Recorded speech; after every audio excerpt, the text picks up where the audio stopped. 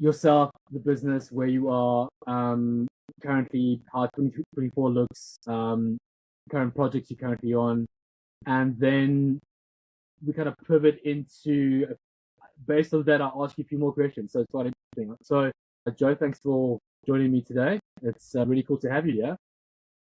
Yeah, well, I'll tell you, man, it's been quite the interesting journey, So I started off, we in high school taking machine trade and design, and it really just kind of kicked off my career. I wasn't even I wasn't mechanical back then. I was really just into sports. My brothers and my dad was more mechanical, but I wanted to follow my dad's trade like most kids would do, and I got into the machine design and trade right there, and started off early in my career running machines from lathes, mills, standard stuff like that, and then it got into. I was really blessed to be a part of a company called Meyer Tool with an owner with a really innovative way of thinking. His name was Arlen Easton. He really made an impact in the aerospace industry, and I was with the company early enough that. We went from some of the basic machining and then translated into aerospace and really learned how to do the processing there. And then we got into some really high tech stuff from EDM, which is like electrical discharge machining and laser technology. And boy, I'll tell you what. Not electronic dance music. Yeah. Oh, piqued my interest, right?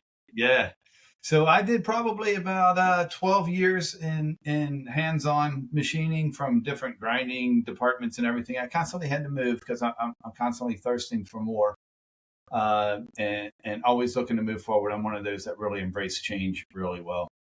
So then from there, I got into some quality engineering, and then I got into the engineering aspect of the aerospace, and got to start traveling and seeing some of these customers and really starting to interact, and that it really built a foundation for me to start the leadership journey. And I bounced around a little bit after Meyer Tool, trying to find my way, and got in with a couple other aerospace businesses, and got into the management of engineering management, and then I became a director of engineering for a place called Walk-Hominoy. It was an Aerospace division here there in Cincinnati. I'm not in Cincinnati anymore. Then I got promoted into my first general manager's role, and once you get that, it's a taste, and I love the challenge. I love the up and down of the challenge of a general manager's position. So that's what kind of launched us into where we were going now. And I did a few turnaround companies where they were losing some money, including Aerospace was one of those, and successfully turned those around. Then did a startup, and then I thought, well, why can't I do this for me?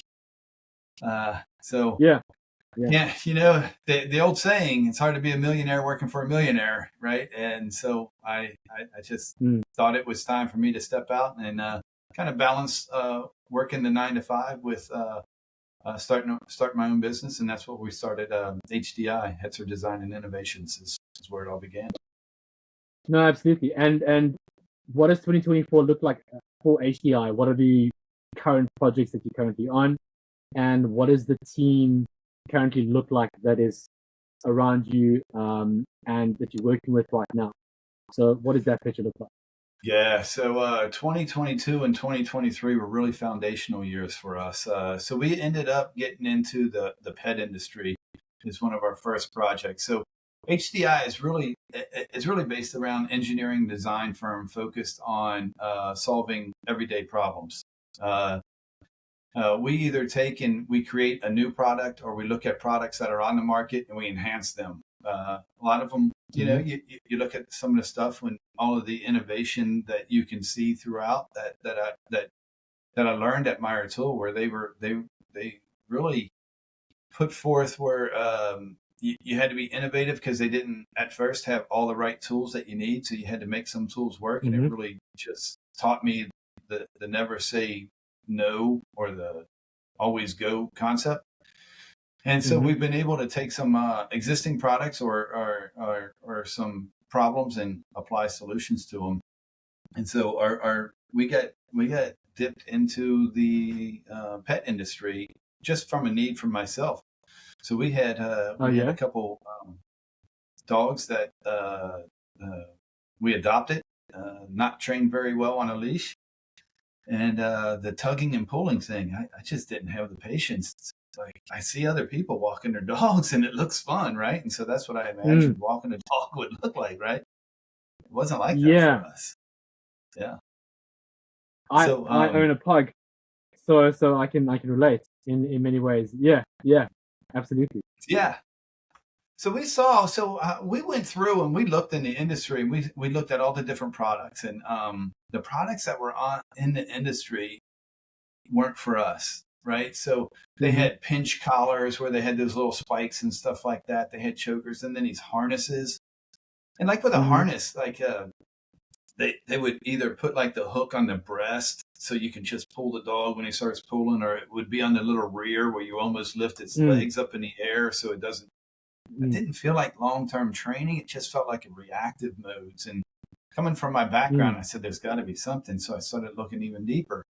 And I saw that the industry went from the standard leash to a harness.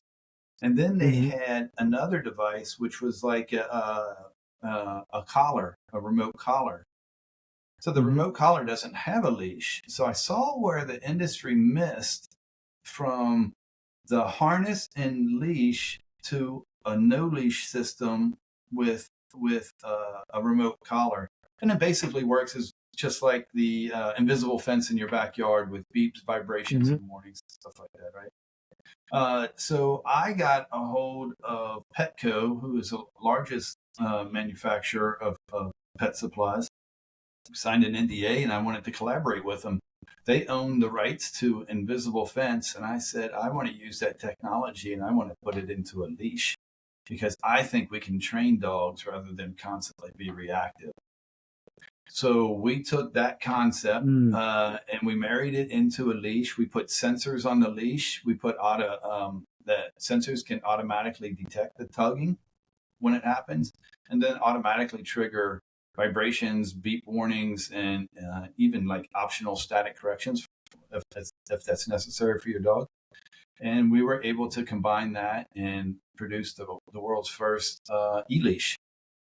So basically, it really hit the market this year. The first 6 months or so was just like a test market, beta testing, and now we released it to production in the second half. My pug, my boy, has got a body type that the harness is required because you can't actually put something around his neck because he has no neck. You know what I mean? Yeah. So, right. So is it adapted based on breed, and are the different types based on that?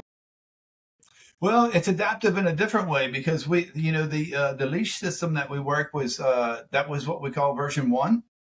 We're in development of what we call the health harness. The health harness is going to be what we believe is going to be our bestseller. So the concept works with the same functions that our leash will have, but it'll be on a harness. And then the harness will do a little bit more. The harness will also monitor the heart rate, the exercise. It'll have an anti-leaping device on there. You'll be able to tie it in with your veterinarian appointments, any kind of medications, and it'll send reminders. You'll have an app on your phone. And basically, you'll be able to monitor your dog's health all the way around, and while you can train it on leash training. In the Loyal Leash is what we call our launch product. That system, we've had over 85% of our clients say that their dog was trained to walk on a leash within a half hour. We've had 60% that never even had to use the static correction. And others would be a little bit more conservative, where they would start training in like their living room or backyard, where it's less distraction for the dog. But nobody to this point has reported anything more than a couple of days of training, and their dog's fully trained on that leash. So once we put it into this health harness, and you can also track your dog's health, steps, all that kind of stuff. It's like a Fitbit for a dog. Because people are actually treating their dogs like family members now. They're not just guard dogs, and they're not just letting them outside and letting them in when it's cold. They're part of the family. So No, tracking your dog's health. it's Joe. It's more than that. My pug is my son. You know what I mean? Like I've had him since 10 weeks old. He's 7 years old now. So having that combination of, I can think of various products now all in one, almost like a 360 approach to feed pet healthcare from a physical and a technological point of view, is a game changer. So that's really interesting. I really love that. That's awesome. Yeah, we're pretty proud of it. And then also, hey, listen, how many people have dogs that tug and pull and then just give up and stop walking them, right? So now the dog doesn't get exercise, and neither does the family. With this device, children can walk them. Hey, listen, then you have the safety of it all when you get to some of the elderly people, or in the wintertime in the cities and stuff like that. A quick tug. The injury list, we can look it up, and there's the significant injuries that happen when walking the dog, especially when you're talking with some elderly or fragile people that really just want to get out and enjoy walking that dog and don't necessarily have the talent or skills that it takes to understand what it takes to train a dog. And most people overlook the concept of the training because there's a collar around the dog, but the dog has never seen a mirror, so they don't even understand it. All they know is they want to get from point A to point B. The more you pull it back, the harder they try, because they don't even understand why they're not getting to point A as fast as they will. So the whole concept of training them to a sound is normal. They react to a sound. So it all boils down to, after training, it's a beep, and those dogs react to that beep. They slow down and they pause automatically. So we're pretty excited about the health harness as well. No, that's awesome. And if we now take that that view of the product and the launch and all that, and we kind of like pivoting to, where do you think the community of HustleWing, which comprises of hundreds of thousands of people with different skill sets, we're talking about investors, we're talking about marketers, biz dev, ops, human resources, so like, the complete, any sort of like gaps that can be plugged and so forth. But also, what does the current team look like besides yourself? What does your marketing team look like? What does your distribution team look like? It'd be interesting to understand those opportunities, because when the community watches this, it'd be not only just, go out and get the product, and we'd love to know we can get it, obviously, but how they can get involved. So that'll be interesting as well to know. Yeah, we want to get more and more people involved. We've had some design teams that we brought in. They were the electrical design teams that designed the communication, and so we have the teams. Basically, we have a testing team, we have a design team, and then we have a functional team, and then our manufacturing teams. Right now, we're being manufactured in China. We can put out 5,000 units a week. The health harness is still in design, as we're looking at secondary funding for that to try to get that along. We had most of our funding for the development of the leash, and now to move to the secondary products. Okay. We've been invited on several of the platforms for selling: your Amazon, your Walmart Marketplace, Best Buy Canada. There is Newegg that invited us to go, and so we're building up those teams and account managers. And we're, there's a learning curve to all of that kind of stuff. What I didn't realize is you just can't put a great product out there and put a picture on there and everybody's just going to dive in and say that's the greatest idea ever. Well, imagine that world. Yeah. What's that? Yeah. Imagine that world. Yeah. Wouldn't that have been nice? So, yeah. So having a great idea is about 3% of the journey. That's it. 97% is going to be that hustle and putting that team in place. So I've worked with a team called Optimize. Optimize manages our e-commerce accounts, and we're trying to grow it. So we're on the Amazon and Walmart platform right now.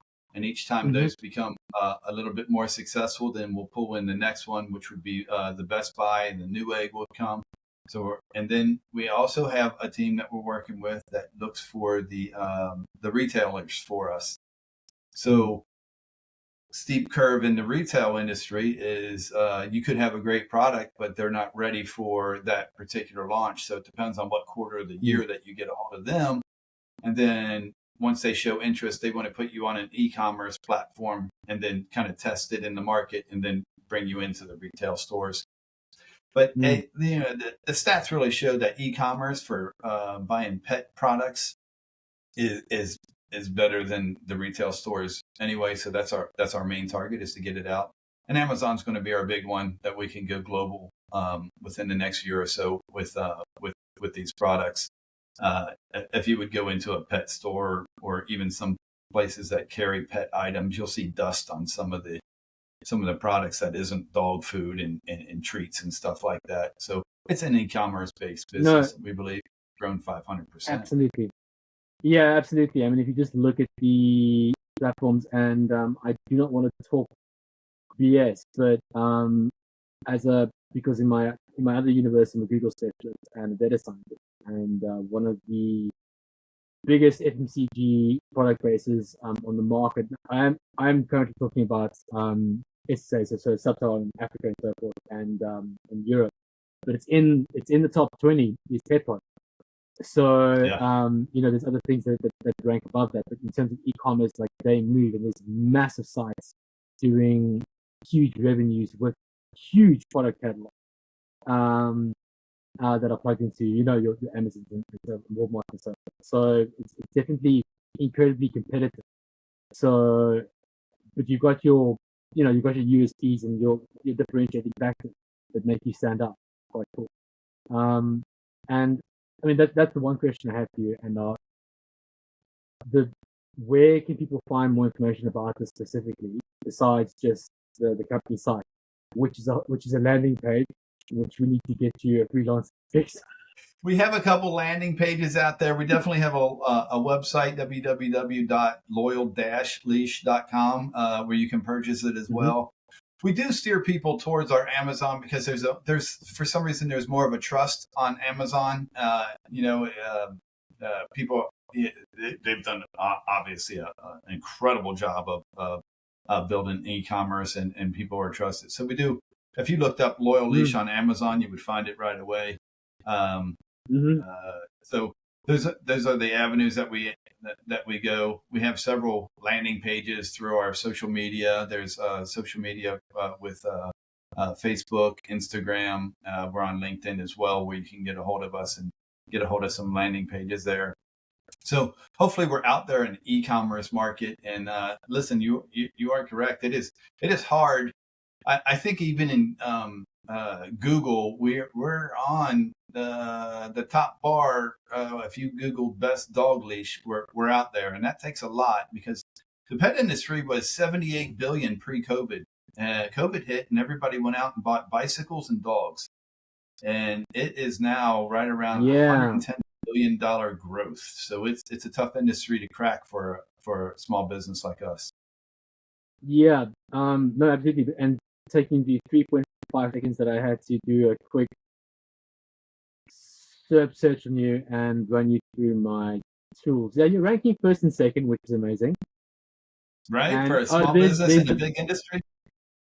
That's almost, you would be on page 3. So congratulations on that. No, it's great. And now I can actually see what the leash looks like. So look, that's a combination of not only traffic and so forth, but the people actually engaging with the product and it being different to what's out there, not just something of the same. It's a standalone in its own lane, which is really interesting. Okay, that's great. Well, look, we just about run out of time. And who would you like to hear from? Like what skill sets and what type of people would be of interest to you? If we're looking at where you currently are now with products, where the company is now, it being January, as you're moving into the first 3 months of the year, what are the kind of human beings that you would love to reach out to? Yeah, listen, we'd love to reach out to those in need. Obviously, is first, because Listen, between me and my wife, the goal wasn't to make a bunch of money. We put it on the market because it works so well when we test it on our dogs that we want to reach as many people and actually help so they can enjoy the real pleasures of walking a dog, because it is a pleasurable experience when it's working well. That outreach, that's our main goal. Like, now, so if we can monetize it as well and get a double win out of it, absolutely. But I'd love to connect with more people in the pet industry, people with a little bit more insight. And I thrive for education in that arena.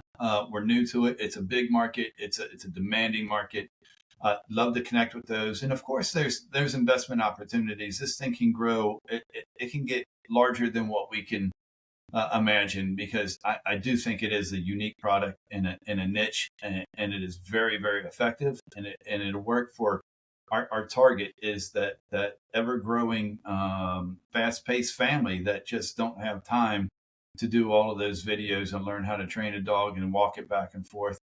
Today's world, we demand instant results, and Loyal Leash and our products and our Loyal Leash brand delivers exactly that. Quick results for these families on the go. So connecting with all those people and what would be a great boost for us. We really want to get our name out. No, that's amazing, and it's a nice way. It's a nice way to run a bit of time. We'll be reaching out and we'll let you know we're going to share with the community, and looking forward to trying out the product on my own personal, little boy. And best of luck with the e-commerce push for 2024.